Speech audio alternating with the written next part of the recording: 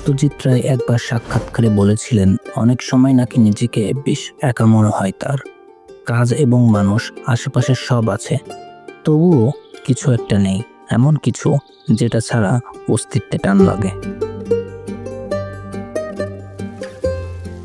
একাকিত্ব নিয়ে বলেছেন কিশোর কুমারও। মৃত্যুর আগে একাকিত্ব জেঁকে ধরেছিল তাকে। শোনা যেত একাকিত্ব কাটাতে তিনি নাকি গাছের সাথে কথা বলতেন। রবীন্দ্রনাথ থেকে দান্তে একাকিত্বর সাথে সম্পর্কে ছিল পৃথিবীর বহু মহিরিহুই।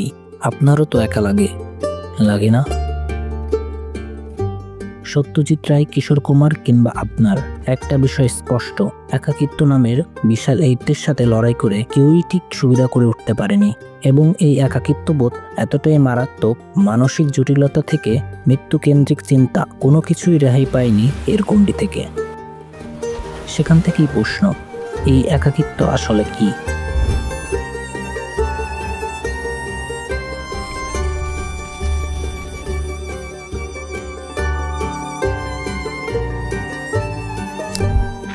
যারা হারুকি মুরাকামির নরওয়েজিয়ান উড পড়েছেন তারা একাকিত্বের এই জটিলতা ধরতে পারবেন।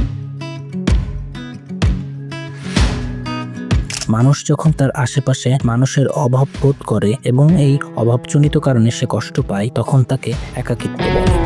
আবার আরেকটু অন্যভাবে বললে, যেহেতু মানুষ অনুভূতি সর্বস্ব প্রাণী, সেহেতু একাকিত্ব মানুষের এমন অনুভূতি যেখানে সে চিন্তা করে সে একা, সে অনুভব করে তাকে বুঝতে পারার কেউ নেই। সেখান থেকেই আসে আইসোলেশন, সবার থেকে দূরত্ব।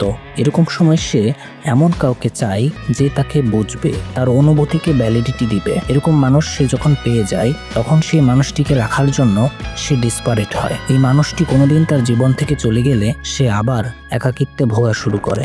একাকিত্ব থেকেই জন্ম নেয় অদ্ভুত এক টার্ম, ইমোশনাল ব্ল্যাক হোল।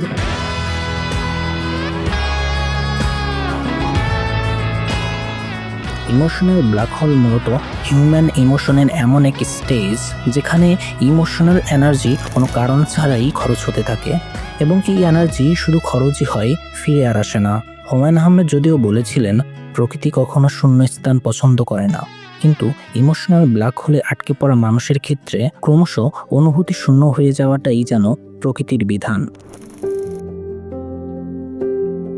এই মানুষেরা যে ইচ্ছে করে ইমোশনাল আইসোলেশনে আছে তাও না, মূলত তারা তাদের আশেপাশের ইমোশনগুলোকে অ্যাডজাস্ট করতে পারে না বলেই ধীরে ধীরে সবকিছু থেকেই গুটিয়ে নিতে থাকে।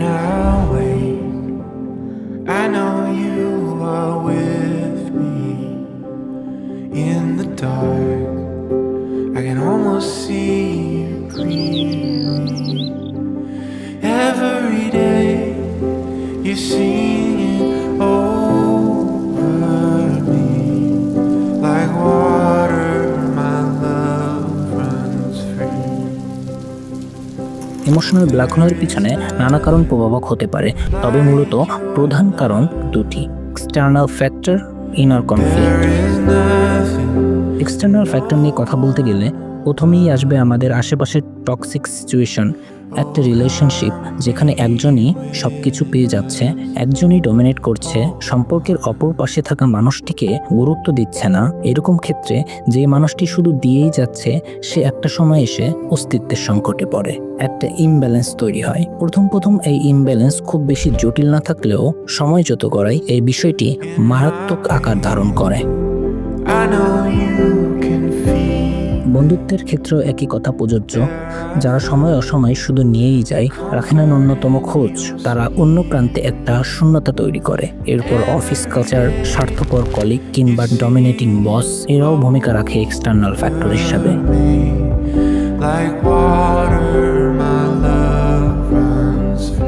এসবের যারা ভুক্তভোগী, তারা তাদের ইমোশনগুলোকে প্রপারভাবে এক্সপ্রেস করতে পারে না, ফলে ভিতরে একটা ঘাটতি হয়ে যায়। সেখান থেকেই আসে একাকিত্ব, রেজাল্ট ইমোশনাল ব্ল্যাক হোল।